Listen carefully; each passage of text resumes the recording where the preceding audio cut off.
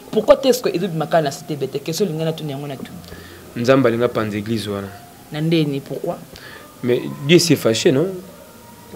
Bah habitude ma bé bon ça la hypocrisie, la combo nzambe, bah ekobo, infidélité, impudicité, tant d'autres péchés. Il y a saleté. Parfois Dieu veut mettre la fin de cette église. Oui.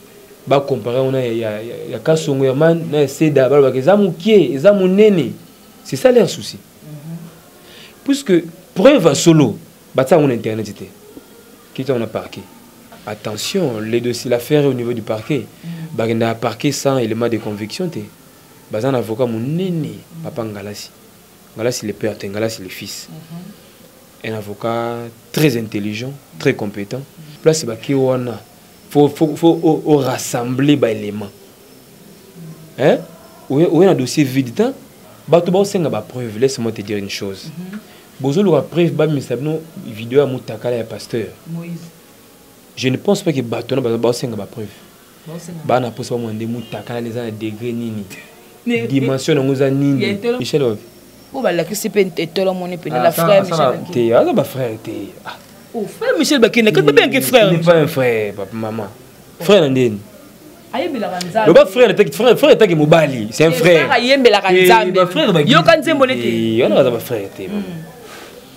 Frère n'a qu'à la frère. À un exemplaire, à un modèle. Est-ce que Michel Bakine a un frère? Tu as tant mon photo comme parce que la vérité. Tu nous dévoile. Tu sais pas comment tu rends trop. Tu veux encaisser ba problème na mitema yo belo kufi yo kenango pour rien. Faut te se libérer. Moi ça va frère té. Moi il kalamba za frère té. Mais comme mon papa, maman, tel entourage na bango. Kaka basi. Sur la mama site, ce total mama site c'est 001. Donc tous en number 1 Mokonja bas.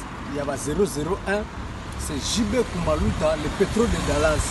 Blague de télé, sur le Bisso Marambiad, Victoria Télévision, Victoria TV, et il y a mon papa Siga, il y a maman on a donc total la Victoria TV, Nandenga Ilusa, Nandenga Makambo, pour tous les news à l'élo.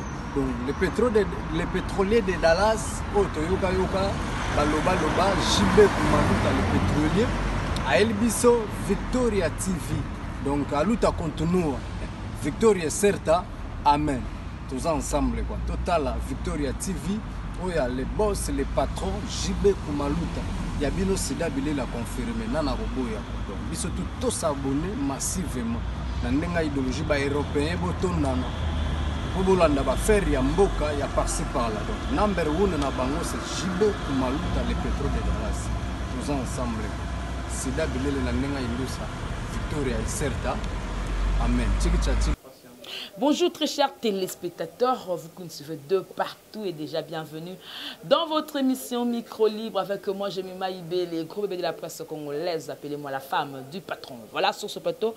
Aujourd'hui, je vais m'entretenir avec Jérémy Luemba, le renard du désert, hein, trop de vérité et puis trop de polémiques sur la Mambébélé et par rapport à ce sujet. Oh, Bissonio, surtout, tu as évité, tu as 20 sur 20, tu as année des actions 2020 au Makambu.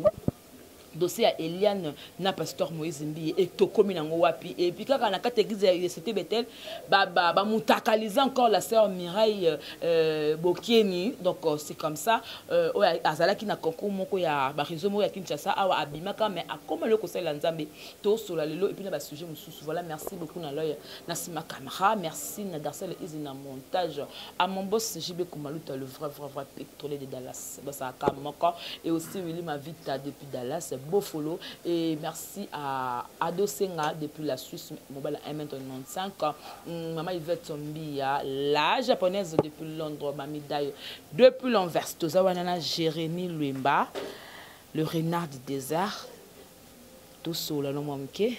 Jérémy, bonjour. Bonjour à toi, Jemima Ibele, gros bébé de la presse. Également bonjour à tous les téléspectateurs qui nous suivent à travers le monde.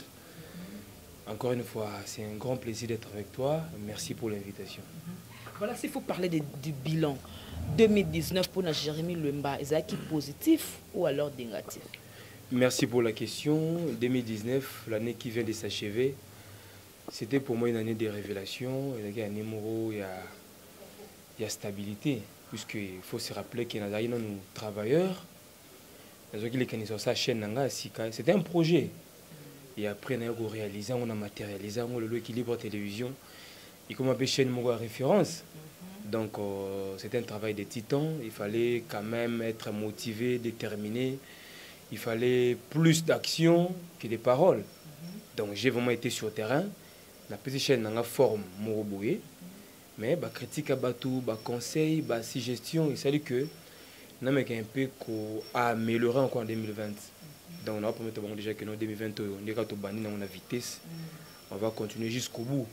Donc, plus d'actualité, plus de bonnes émissions, des émissions de qualité pour que la fin de s'abonner encore une fois massivement. Donc, en bref, c'était une année pour moi, il y a quête, il y a stabilité. Voilà. Alors, cette année 2021, avec l'aide du Seigneur, nous voulons encore percer et aller jusqu'au bout. Voilà, donc très bien dit, Jérémy Lemba. Mais tout le monde, Jérémy Lemba, c'est un monde après ça. Frank Stemai, Kala. Mais c'est comme si Jérémy Lemba est belé. Jérémy Lemba il a bien invité sur le plateau, sur il était au pani. Jérémy Lemba télé au titre au quoi KO. Mais pourquoi nous obimarati? Oh, ngas na bima kala, ngas ça ba sexy liboso na binouti. Nande ga YouTube tambola rat. Pourquoi ba collègue ne ba le babon? Non, bah en tout cas, nous avons respecté. Donc, nous avons vraiment respecté le monde de la presse. Tous ces grands YouTube, tout le monde est tazate. Baina Pacho, Ken, Kapachi, Karine, Jaël, Gloria, Stemai, Jazz Kavoulou. Vous comprenez? Gabana Bassé, donc tout le monde est presse en ligne à Ibinga. Tout ça, l'émission. Tout ce côtoya, tout bengana, tout ça là bas cop dans naza pena mutu na kati batu. Kolobaki naza mutu ya kala makasite. Naza no trop jeune. Ba quelqu'un non tout temps apé baza ba mikolo nanga. Ba existait qui pena média avant ngai. Sauf qu'il y a qui très jeune. Biso tolo ba innocent ba lume na musique. Donaki na mwana mukie, ce que maïli bini. Tu comprends? Ce qui fait que batu ba mesana nanga ba yebanga pona bangana banana Congo mikili. On a un site internet. On a une chaîne YouTube. Mais on a un site internet. Donc on a YouTube, on a internet. Et puis on a des abonnés et belés. À l'époque, on a déjà presque 100 000 abonnés dans la série. Dans la salle d'émission sport, mais si on publie émission sport, on a une émission musique. 20 000, 30 000, 50 000 vues. Vous comprenez? Parce que la série, on a un WhatsApp. Moi, je suis double SIM kaka, je suis Facebook à skit. Depuis que je suis il faut aller sur Facebook. Alors, je suis code na Facebook, na WhatsApp. Code na Facebook. On a Jérémy Akala. Jérémy, en 2014, tu comprends? En 2015, c'était ça. Donc, on a bagarre, il a quitté. On a chance, mais on a bima le équilibre de la télévision tellement. Et donc voilà. On a chance de coordonner le site où travail, trop. Ngai na ba patron, yo moko patron chez mo la ngazua. Ndeni yo patron. Kasi ba mo na ka savoir faire. Aimer, ba to bazo ko applaudir ces garçons en tout cas. Pourtant, autant que bisoto. Le kumu chaîne. Parce qu'on travaille bien dans le kumu chaîne, chez les autres matins. Il te combat dans sa propre maison, ils combattre. Avec nous on a hébergé c'est ce que nous avons vécu. Au moins nous on a chaîne mobo yo mobali, vous en a fille mobo travailler ensemble. Boss aligné moi na moi si, allez yena moi si on va salir jusqu'au dio, ba mo combattre yo. C'est quoi ça? Na sala chez yo mais yo ligné petite wana, bo salir écurie, bo salir clic, bo mo combattre Jérémy Lemba. Parce qu'on a toujours combattu, mais jamais abattu. On a koyara na mutu na se koyara te. Naza mwana kiminga me bakona ngo afil lora na mobali. Au fond la bato basila kala. Bleu sala. To beta maso ba penyel banani yo tanga komo batanga bango sur internet te. Quand même on respect parce que mutu afutaka yo pe et ça la peine attendre no vivre mon ko boete pour le locomotive chef. Boss ya équilibre télévision, c'est une gratitude. Aza collègue nanga patron chaîne. Afutaka ngate to collaborer. C'était une collaboration qui a fait une vidéo, il y avait ça en là, on respectait, voilà, c'était ça. Voilà. Donc voilà. Voilà donc l'organisation nationale Lobiso Mondam parce que batte belé pe le Jérémy Lemba grand songi na monde presse. Oh, j'ai mis maillot. Na zio lelo. Na Lukaku. Peu importe, je suis là. Na scène. Écoutez, il faut tout ça nuance moi aux autres capitales. Voilà. Sur Robi songi je peux accepter. Na boulot, oui, mais na vie privée parce que na nenga vie na vivana ba na matonga ba tout. Il joue mon chronique moi l'équipe a clashé les Jérémy Lemba. Donc ça conflictualité, on ne pas polémique. Mais j'ai fait des émissions polémiques. On est conscient. Mais oui, parce que YouTube pour vous une émission polémique. Obi siringa na banda qui sont des émissions oyo to benga ba classique ba biso na bino ba émission ba polémique ba guerre ouais miki nga na fini oyo tout ça dans na koti makambo wana. Non yoka. Na koteki ba leader ba to ba tala maka donc ce que pour bimisa tête wana faut za guerrier. Freddy Akimbe na Klebo yo leka. Elenga Congo ba dame sous ba journal qui bala. Ba lendele na ba. Et là on est comme on ce qui j'ai des choses qui nini zoa G. Hein? Ah. De notre côté ba aussi ba kanga déjà G saturé. So na ki malembe molo comme un caméléon. La bimisi comme tout. Ah. Voilà la personne qu'on cherchait. Vous comprenez? Pour nous ba ngoto ngana renta na kotisi mutu na ba émission ba caractère ba polémique. Mutu moko ba no respecter. Ezaka lendele. Oh, na milliers. Ba tout so bana ba succès na bango mais mutu ba zo ba no pesa moi respect, ezaka lendele. Tout en on a yé, on a récupérer succès wana. Chroniqueur intelligent. Il parle bien. De la kabol na lendele statut wana. Et puis na comment on est moi l'équipe légèrement. On a la série wana. Oui, ils ont le sur le parcours. Dans l'émission au groupe boyango allez pas à moi téti soda. C'est mon frère. Ngalo sincère, toujours sincérité. Je parle sincèrement. Vous comprenez? Donc dans na kuta ya za na respect moko boy donc ceux qui m'attendent à moi to qui évidemment moi ceux y ah beaucoup d'estime. Mais lui là c'est qui? So il y a Santa quand ajoute de faire un même plateau et pas Gloire Langi. C'était par hasard, tu n'auras pas Gilles Botelatala le 8 décembre. Oui, bien, Gloire a aussi l'émission analyse. Nyamakor pas à on a habité Nyamakor, chroniqué à Kaka Salara Salaba, la chaîne de Bamba Kalakala, Congo dialogue, à Zala Kuna. Oui, bien, Gloire a joué à l'Endele, à Teluemba, à Nyamakor, émission à caractère, à débat, contradictoire et consort. Tout cela là. Tout ça va point de vue, une réflexion. Pour l'un des moments dans la balabala. Ce soit Betty Boy, on a Betty Boy. Ce soit Mimi Boya qui n'a pas boy. Donc, tout c'est mesuré, tout c'est pesé. Na soukabi n'a rien à dire. Voilà. Donc, Moni est là par rapport à comprendre yo. Mais pour tout côté sur le sujet auto vandeli awa, babi ko sala no équilibre télévision oyoka kanda parce que na Congo température coordonne nous daki Shadrach Disquared mais na colochène ba no pesa mingi valeur na Peggy Titan que yo donc yo pena oza la plus considéré té ndesko beke nga pe na koma boss chaîne na défier maman Rosette la fleur d'Ambo. Bon, je ne sais pas d'où vous tirez cette question mais maman Rosette la fleur que je respecte beaucoup na PC Mbote en Allemagne, mon ami également Shadrach Disquared qui n'est pas loin d'ici na PC Mbote. C'est pas ça, c'est pas vrai. Nani Peggy Titan. Ah, Titan Zarazani chaque jour. Attends une communauté ça. Et c'est l'hôtel. Jamais place ngana za ba reconsidérer Titan ko lekanga. Andeni po yo lekina maele lekina mo ça. Wana yo mto bakisi yango mais na biso ka non jamais. Je connais mes défauts, je connais aussi mes qualités. Nebi force nanga. Donc so tiengana Titan. Pour travailler place européen, le Congo température ami que j'aime beaucoup. Mais bah on néglige ngati pour na Titan, je ne pense pas na musala ou. Jamais.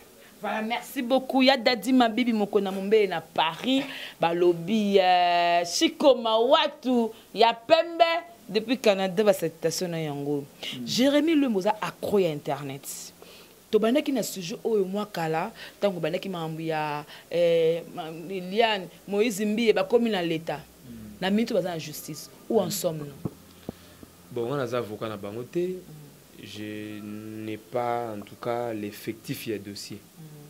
Na autant la période à la télévision. Je n'ai pas encore eu le temps, il y a aucun des procès parce que tant que ça la maga trop souvent collègue soit bien abisoté.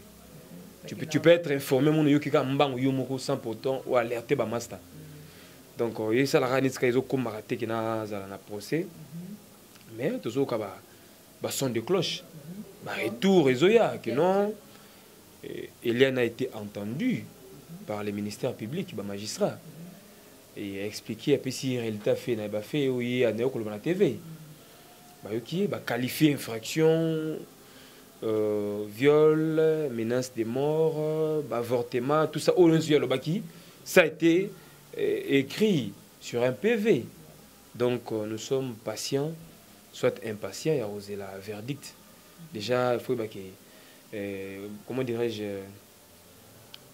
contradicteur, soit les camps opposés, le pasteur Moïse Mbiye n'est pas au pays. Est-ce que c'est normal? Et c'est normal pour le Congo.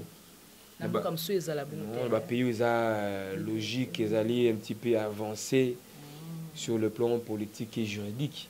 Il sera saisi. Par contre, dans la bagarre à vue, tout ça, parce que ils ont flagrance, viol, menace de mort, avortement. Donc il y a un panoplie d'infractions. Vous comprenez? Les gens l'ont moqué. Quand tu dis qu'il y a une infraction, en tout cas à lobby, mais tout le monde que le docteur Moboué a dit que lobby que non va violer kinga. Est-ce que le bon que non les infractions? Les enquêtes continuent, les investigations et ça la mapé. Ils ont un affrontement beaucoup solo là, puis ça ba tendance. Ba tout bon c'est nga ba preuve. Laisse-moi te dire une chose. Bozolo a preuve ba misabno vidéo à Moutakala et pasteur. Moïse. Je ne pense pas que Batona ba c'est nga ba preuve. Ba na posa mo ndemu Moutakala les a degré nini. Dimension ngoza nini. Il y a tellement. Oui. Ba comparer on a ya kasongo ya man na seda ba ba za mukie, za munene. C'est ça leur souci. Puisque preuve à solo, ba ça on internet était. Qui t'en a parqué. Tu comprends? Les lieux par excellence, c'est les parquets. Moutakala au tient la télévision. Tu sais que ce qui réclamait, laisse-moi te dire, même chose à moi, tu es ma femme, tu es conjointe. Tout ça là, ma vidéo, on a posté sur internet. Et après, on a déclaré que non, c'est moi qui l'ai posté. Je serai poursuivi, et c'est une infraction. Moutakala doit publier en montagne. So bino ba mikolo na poto bo tine lien publier ba pression buzoba et puis la page paye pas de comme na bimisi et ça ba pression mo ya buzoba qui ne tient pas les gros. Je comprends donc j'apprécie son intelligence, sa sagesse également. Il y a une famille ba en fait comment dirais-je elles ne se sont pas laissées manipuler parce qu'il n'y a pas aussi des vidéos. Il y en avait, attention, les dossiers, l'affaire est au niveau du parquet. Il y a un parquet sans élément de conviction. Il y a un avocat, mon néné, papa Ngalassi. Ngalassi le père, Ngalassi le fils. Un avocat très intelligent, très compétent. Avant, parce que il y a un parquet général de la Gombe, il y a une grande instance. Surtout les juridictions congolaises, au Congo, ils ont placé haut. Place, il faut rassembler les éléments. Hein? Oui, on a un dossier vide. Hein? Donc voilà. Voilà, donc merci. Donc très bien dit Jérémy Lumba. Mais tout le monde peut vidéo mon col sous bimi souana soi-disant qu'il y a une vidéo à pasteur. Il y a des fois ou bien ça y est vidéo circulée hier, je crois, ils ont net sosie à pasteur Moïse. Les deux se ressemblent hein, sur le plan facial. La morphologie, hein, est un petit peu identique. Mais ce n'est pas la personne du pasteur Moïse Mbiye. Voilà. C'est pas ça. Voilà. Sauf que tout le monde a la continuité va Syrie la publication mitakala ils ont aussi succédé. Là tu parles de la sœur Mireille hein? Mireille Bokeni c'est quoi? Mokeni. Elle aussi azalaka na ceux qui n'a pas bloqué ya ba réseaux sociaux mon non en fait c'est quand même c'est notre consoeur. Ah ben journaliste. Journaliste moni à la mission à TV Kinshasa. Très bien. La question que tu devais me poser c'est quoi? Faut que tu n'as pourquoi je me marie à la cité Bethel pour y passer à la cité Bethel. Voilà ce que vous pouvez savoir question par rapport aux émissions na yo. C'est soufflé na rope ça fait aussi. Non copé sanga te poser mission noté. Ah mission na ngate bon sobo sana kisiko. Na bosi te pour nga na okena ndenge na okendele. Parce que là au le week-end que non quand on a vu la sœur Mireille Bokeni tu allais répondre et puis après j'allais continuer ma question on peut continuer. Oui il y a pas de problème. Voilà pourquoi est-ce que Edouard Makala na cité Bethel question linga na tuni yango na tout. Nzamba linga panze église wana. Nandeni pourquoi? Mais Dieu s'est fâché non? Ba habitude de mabe bon ça la hypocrisie na kombo nzambe ba ekobo infidélité impudicité tant d'autres péchés. Il y a saleté. Parfois, Dieu veut mettre la fin de cette église. Mais déjà, on a réussi plusieurs témoignages. Il y a, en tout cas, tu aurais appris aussi par rapport à Zemi, à la sœur Trina. Toujours avec Trina, dans Zemi, bon, Zemi est nani. C'est que pasteur, on doit l'arrêter. Mais pour abus de confiance, maman. Et comme il y a déjà problème. Si c'est encore pour le pasteur, on doit l'arrêter. Pour mettre un peu de l'ordre dans Mboka. C'est encourager les autres. Ce qui est réellement dans la zemi, on doit, il faut l'arrêter. Voilà, et puis par rapport à Makamia Michel Bakinda, on dit comme si il a l'inango, on dirait, il est moka saboté, n'est pas en négligé, n'est pas en betara Makamne, car il y a tout le monde. Michel, oh bah là qui c'est pas tout le monde est la frère Michel. Ah bah frère t'es. Oh frère Michel Bakina, quand bien que frère. Il n'est pas un frère, papa maman. Frère Nandine. Ayembe la ranza. Le frère est qui mobali, c'est un frère. Ayembe la ranza. Frère yo kan zembolete. On a pas frère t'es. Frère nakala frère. As un exemplaire, as un modèle. Est-ce que Michel Bakina a un frère? Tout comme n'attend mon photo comme parce que la vérité. Tout nous dévoile. Biso ba ko to randi ba to bang randi trop. To bi ko encaisser ba problème na mitema, yo obelo kufi okena ngo pour rien. Faut te se libérer. Ba ça ba frère té. Moi kalamba za frère té. Mais comme ma papa, maman, tel entourage na bango. Kaka basi. C'est pourquoi ba to ba victime ma mutakalisation on a dit.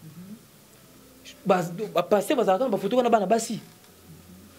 Entouré quand bana basi conseil bana basi ba protocole bana basi na ba rep bana basi na ba voyage bana basi ça c'est quoi ça? Mais répétons mon taïne conseil et dans moi c'est mon bali faut t'en donner ben ça mon bali to moi si en fait ba s'entourer plus na basi ba comme le quoi ba PD hein ba comme le quoi ba bisexuel hein ba comme ba tout moko boye toujours comprendre sous nature na bango té tu comprends? Mais Jésus peut être dans un service, dans la maman, kaka. Quand Jésus n'a besoin de tout ça, betanga na oti. Ni na besoin pour dire que ministère peut accompagner quand na ba maman. Babilo qu'on a tout ba ministère va kangango maman. Ba te bele ba ko so ba kisi na ba Inde na ba ziku na ba Dubaï ba ko ta ba formation et ba prima cours ya ba occultisme ba jeune ba Congo ko sala ba église boté quoi ba komi église. Arrêtez ça ba église té. Depuis que Mboko na biso baramoto balobela mon président Kabila, fallait akanga certaines églises. Oh dazaka teka mobuto ba ki monte binzambi koto baka ya ou koto baka oui et consort tout ça. Le lo ba veille de prière. Qui peut encore accepter que moi ce n'est que veille de prière les lo? To moi na moi si. Mais on beta on okete.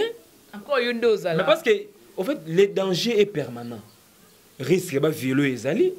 Risque ba que toucher ma belle noko nezali fallait marango na kimi na losambo qu'on appelle losambo mosala nzamba dragenga yango tozo mona biso na Congo mboko za na nzala tozo souffrir na est guerre na Kinshasa ma dit comme 3000 francs ça combi oh mais ngana za journaliste faut ça investigation faut être informé biloko za mata ba si créer consort ma passe dans na Congo tozo senga na fatigue sociale Donc, lien n'abisso à refuge comme à l'église. Bino pour nous libala église. Yo peut poser on ko bota église, ko za musala église. Ce qu'on va passer par comme ba impidique. C'est que biso to sambwe. To que na biso na ba Zambi, mamboka mususu. Pourquoi? Mais l'environnement n'est plus bon. Elle se propicité. L'environnement n'est plus bon. Vous comprenez? Je sais que Jérémie le Makamoto est découragé au Sambela. Je vous dis ceci. Et quand on passe un gars, il y a un zambé pour la pasteur, je garde ma foi en Jésus-Christ. Vous comprenez? Mais, quelque part, et puis nous sommes choqués. J'ai fait une émission d'analyse, Papa Makamboyo. Il y a une sœur qui a commenté, s'il vous plaît, parlez au moins en français, nous voulons écouter. Oh. Oui, tout le monde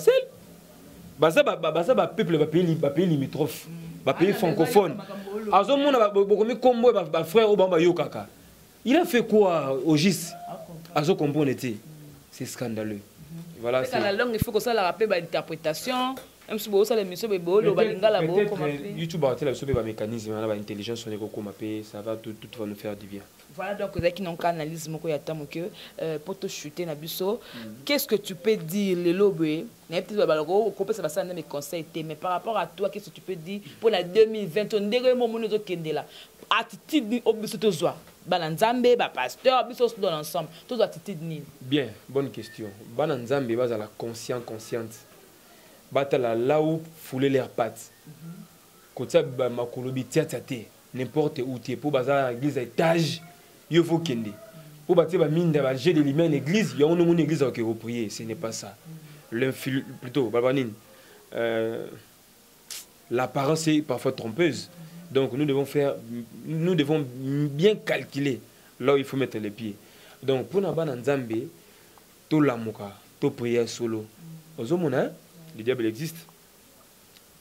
La chair est bien faible, nous sommes des humains, nous tous. Erreur, le bosso va pardonner. Quand monsieur comme habitude, on est comme abbé. Et parce que nous avons débordé les limites. C'est là où ils ont péché. Alors je dirais tout simplement dans Nzambe, yémou tous, bon, tout est entre guillemets, yémou tabenga bango, yémou à s'en charger na bango. Voilà tes dédicaces, maintenant tout bas soutenir. On a vu que au banana, s'il y a sur les tout, il y a sur les s'il y a le tout. Maman Lisa, ça va bien fort. Maman Lisa, les tout il y a 0044, vrai code à Londres. Maman Lisa, ma mère a bon son avec monta 4, mais n'a pas d'être ma voiture. N'a pas salaire n'a gâté, n'a ma banga. Vous comprenez?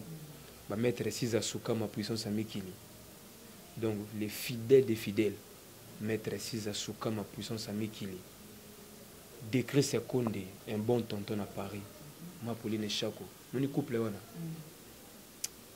Il y a un bandela. Décret Sekonde, un bon tonton à Paris. Maman Pauline Chako. Batin de la 23 kilos à Biloko. Comment on a atteint? Bon, on a eu pas d'angoya atteint. Lamba Biloko. Anti-social. Nandeni. Botala naka bien nous batala. Yo otalanga. So longwa ipene otalanga. Na ya déjà une fois déjà bengana nga. Zonga na na oya susu. Donc voilà.